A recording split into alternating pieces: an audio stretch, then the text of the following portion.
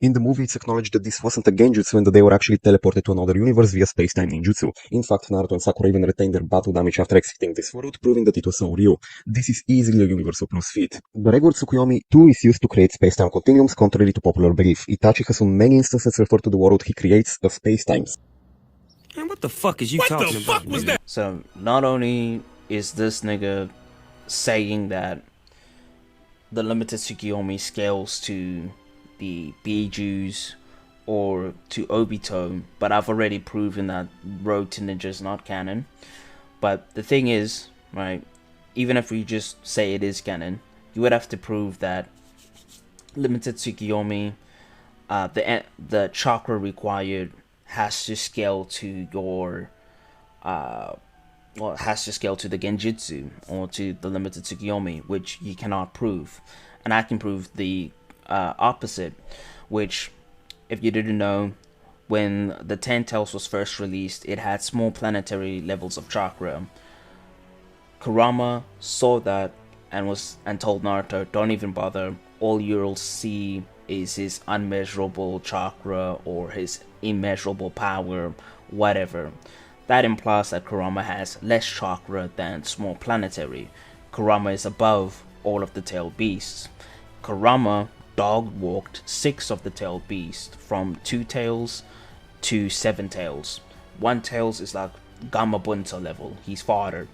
So he's not even a significant factor. That proves to us that all of the 7-tailed beasts have less chakra than small planetary combined, which means that the 7-tailed beasts do not have this like universal plus chakra, yet their chakra was enough to activate limited Tsukiyomi. Therefore, limited Tsukiyomi doesn't scale to anybody, nor the 7-tailed beasts.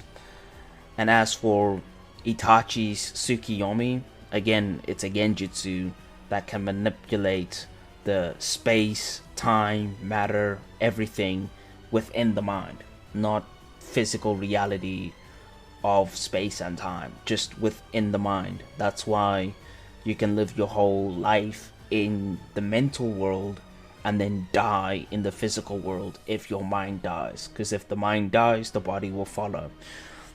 Obviously, that doesn't prove anything about his attack potency or like the energy he exerts.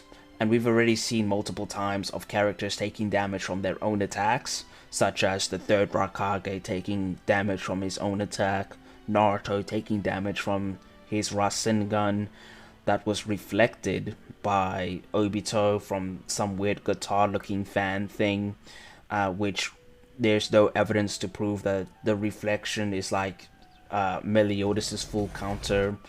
All we know, it just reflects the attack, so it just has the same amount of joules. And yet Naruto took damage from that. Madara took damage from his own meteors that he summoned, and he only survived because he was an Edo Tensei. And we've also seen Naruto take damage from the Rasengan from just landing the jutsu on someone, such as like on Kakasu. Not even the explosion itself, just him landing the jutsu and using it. So we know that jutsus don't actually scale to you, and the chakra required to activate said jutsu doesn't scale. So why would any of these jutsus scale to any Naruto character? Beyond that, Nanashi has used the Tsukuyomi to teleport people to a world she created. While this was initially viewed as a genjutsu world used for them to play video games, they later discovered this is so a lie and a cover-up, and their minds have actually been secretly teleported to another space-time using summoning jutsu, which is a teleportation jutsu. It's also directly stated within the game that this requires there to be actual space for their minds to be teleported into, and then it's mentioned that she must have used the Tsukuyomi, which is a jutsu used to create space and bring your enemies into it. Notice how the game version, the Road to Ninja movie or the novel version of the movie, and the manga version of Tsukiyomi all contradict each other. In the games, it transports your mind to a different dimension. in the Road to Ninja movie, it physically transports your physical body and mind to another dimension. But in the manga, Tsukiyomi just manipulates your mind and its entirety, the space, time, everything in your mind, which is why a picosecond can go by and you've spent your entire lifespan within that genjutsu, and then you drop dead from the shock. So, and the infinite Tsukiyomi also contradicts this notion because it puts you in a world of infinite dreams. You are still in the physical plane. We see your physical body within the main universe, wrapped up like a cocoon. You get like these Rinnegan eyes, the reflection of Rinnegan eyes in your eyes, wrapped up in the cocoon, and you're dreaming about some other shit, which we literally see in the manga take place. Your mind doesn't actually transport to a different dimension, otherwise everybody's cooked and they would have died. So these contradictions of these like different continuities clearly show that none of them are canon to the main source material, which is the manga. So yeah, none of it's just canon. We can just ignore everything he just said about the Road to Ninja and blah blah. Another feat I want to briefly mention is the fact that there was a certain chakral nerd that was shown to be so dense that it was causing cracks in the space-time continuum. Not only do we see that it was cracking the space-time surrounding the moon, which is over 300,000 kilometers away from Earth, but we even have Mushiki and Kinshiki who were never near Earth until Rashiki showed them the planet, noticed that the space-time in the main universe was being torn apart, which implies that this was possibly a universe-wide phenomenon. It just says space. It doesn't say space-time.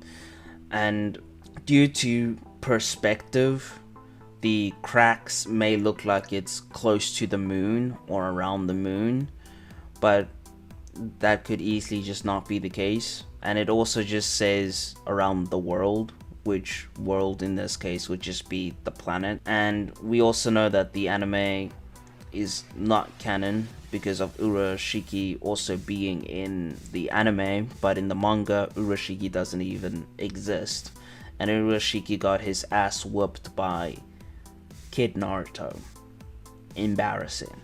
Moving on to the Suzuki category feats, starting with Kaguya, we have the fact that she can rewrite reality on a beyond universal scale using Kame no Minaka. This jutsu is described in the manga as rewriting reality itself and summoning other dimensions, and is described in the Ninja Dictionary and the 4th data book as Kaguya physically moving and dislocating dimensions in order to swap their places. And in Naruto Blazing, it's also described as moving all of space. Essentially, Kaguya is playing the shell game with literal dimensions. She can rewrite reality and dislocate dimensions and in turn swap their positioning. This would easily be a wall multiversal feat, as this is accomplished by her rewriting reality on a high enough level to target and switch to separate dimensions. Not only did she move her own dimensions, but she also did it on Earth, which means that she can also rewrite and move the entire Naruto universe. She actually isn't rewriting reality.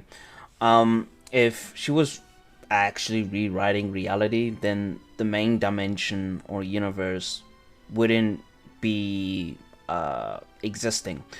But we know that when she does this, the main universe is perfectly fine. So she isn't actually rewriting reality.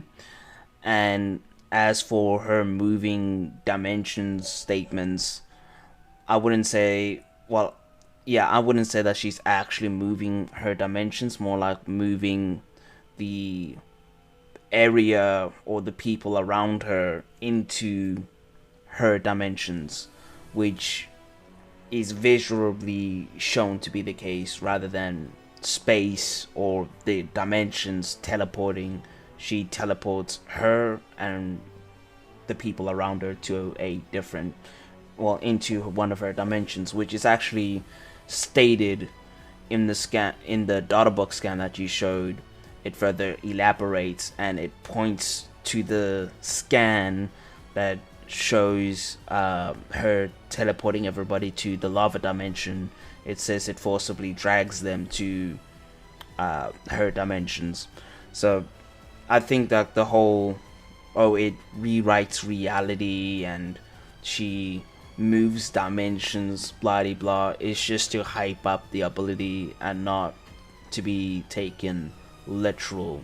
And seeing based on the visual feats, it doesn't show the dimensions being teleported. So yeah, you also have to prove that this jutsu scales to her physical attacks, such as her like chakra blasts or anything like that.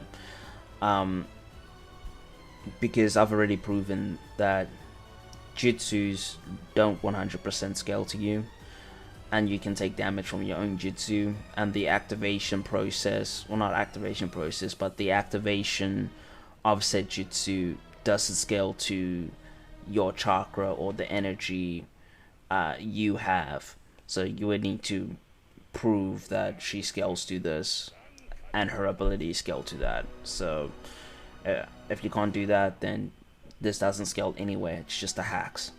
Beyond that, using her expansive touch-seeking orb, Kaguya is said to be able to destroy and recreate her whole space in the anime manga databook. This would be a WoW multiversal feat, given the fact that Kaguya is essentially performing a double universal plus feat with her attack. The first being to destroy the parallel universe, and the second being to recreate it using the same attack.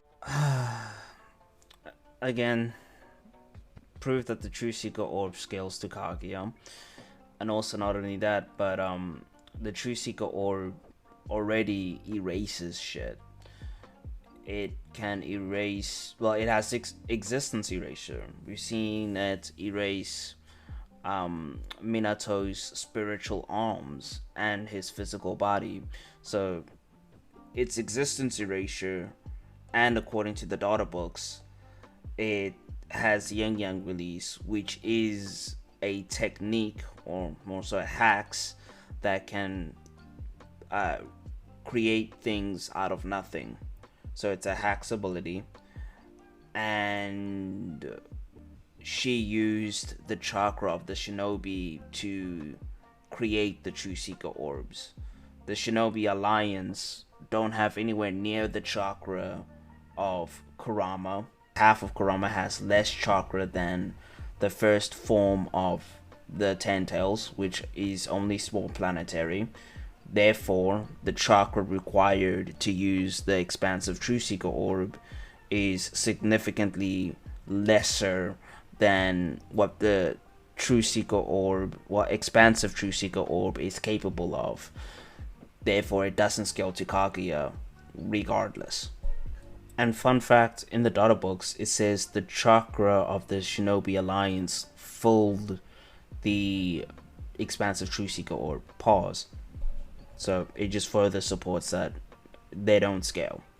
In the Ninja Dictionary and for that book, it is said that Kaguya has created her dimensions and moves them around as she pleases. Beyond that, we've established that Kaguya rewrites and relocates her whole dimensions using Amenominaka, with the guidebook specifically mentioning that her dimensions include ice, magma, desert, and gravity dimensions. Except there is one small issue. In both of those guidebooks in the raw Japanese, the gravity dimension is actually referred to as a supergravity dimension. Supergravity is a modern theory combining general relativity and supersymmetry. And in supersymmetry, the simplest form of supergravity has 4 spatial dimensions and often goes way up to 11 spatial dimensions. This means that Kaguya's dimension has at least 4 spatial dimensions, and it also has time, essentially making it a 5-dimensional space. Since Kaguya is capable of rewriting and moving that whole dimensions on top of having created it, this would easily make her a WoW complex multiversal. Every time I hear this argument, it cracks me up. Low-key. So, first off, this is where he's pulling a double standard. Because in his scaling video for Bleach, he was like saying we don't know how they created the worlds or how long it took, blah de blah. And I come here to you and say we don't know how long her creation took, nor do we know how she did it. And seeing the consistency of your jitsus just not scaling to you most of the time, we cannot say that her creation scales to her to any degree. And as for the super gravity shit, if you actually translate it, it's just in reference, like the kanji used is just to say like strong gravity or like heavy gravity, so on and so forth. It's not in a scientific notion of super gravity. So, which is why there is super / gravity, not super gravity. It's not one word. And you would have to also prove that super gravity works one-to-one with our theory of super gravity. Moving on to Boruto, we have the fact that Momoshiki has also created his own dimension in both the anime and the novel, which is shown and said to contain stars. This dimension also has entire civilizations on its planets, which implies that it must be extremely large given how rare life is in the universe. This dimension is on many instances also referred to as a parallel world and an alternate dimensions. Momoshiki's dimension is also directly referred to as an isekai on multiple instances, which in Japanese directly refers to a parallel universe that mirrors our universe. Thus, we can confidently say that Momoshiki would be universal proof for creating that dimension. So, number one, no time frame, don't know how he created the dimension. Number two, all Otsutsuki's get stronger based on eating the chakra fruit of a planet. Chakra on a planet is based on the life that exists on the planet, and that's how they evolve. So not every planet has like human life or animals or blah blah. Some of them just have like trees and that, and that's it. So he wouldn't necessarily like scale to his creation, because if he's like universal or whatever, why would he like rely on this like minuscule power up from like a planet? It's a different story if he was like absorbing galaxies and universes and that, but that's not the case. They still get stronger from just eating chakra fruits from planets. Moving on to our final Otsutsuki, we have Shibai. After continuously evolving, Shibai is outright stated to have ascended to a higher dimension where a physical body is not required. So this scene, well not scene, but like the scans just imply that Shibai moved on to a spiritual dimension, not a physical dimension, because his physical body didn't transcend anything. It's still 3D.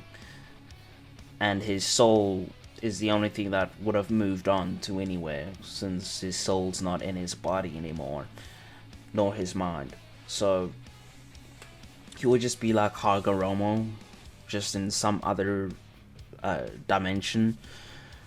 Doesn't mean he's higher dimensional because of this. And that's not what higher dimensions is. So how can you absorb like chakra from planets and then someone get like higher dimensional power? Like, come on. What are we doing? Him reviving himself and absorbing chakra, like it doesn't make any sense, logically speaking. The amount of chakra you would need to transcend to a higher physical dimension is equivalent on multiplying zeros to try get it number one. It's an inaccessible amount. No matter how many times you like multiply 0, you'll never reach number one. So it's the same case here. Anyways, that's it for this video.